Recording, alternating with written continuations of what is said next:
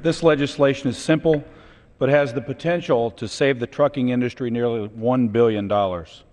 If the Department of Transportation, specifically the Federal Motor Carrier Safety Administration, decides they want to weigh in on sleep apnea, they need to do so by a rulemaking process.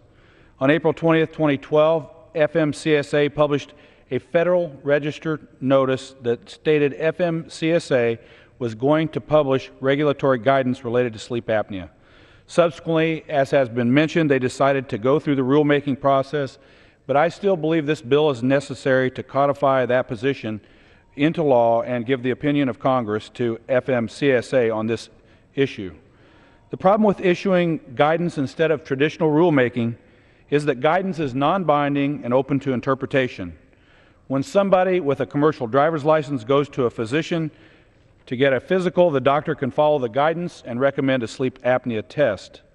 Sleep apnea tests cost thousands of dollars, and the cost would be shifted to the employer of the driver, or if they're an independent driver, to themselves. If the doctor chose to ignore the guidance, they would be open to possible legal actions. I know from experience that most physicians already practice defensive medicine, and any guidance related to this issue would only drive up the cost of medicine and hurt an industry that's already facing high unemployment. The American Trucking Association has estimated that nearly one-third of their drivers would meet the arbitrary body mass index threshold. That would be an estimated 1 million drivers getting a sleep apnea test at an average cost of $2,265. The total cost just to the American Trucking Association members would be estimated between $900 million and $1.2 billion. The School Bus Association estimates that this regulation would cost their drivers $100 million.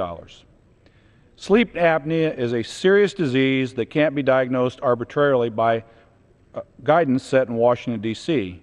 The department needs to go through the rulemaking process, which, again, they've already agreed to do.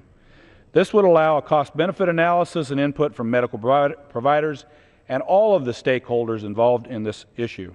I'm proud that the bill passed out of the Transportation Committee and with unanimous support, and had over 60 bipartisan co-sponsors. The American Trucking Association, the American Bus Association, the International Brotherhood of Teamsters, the National School Transportation Association, Owner-Operator Independent Drivers Association, and the United Motor Coach Association have all endorsed H.R. 3095.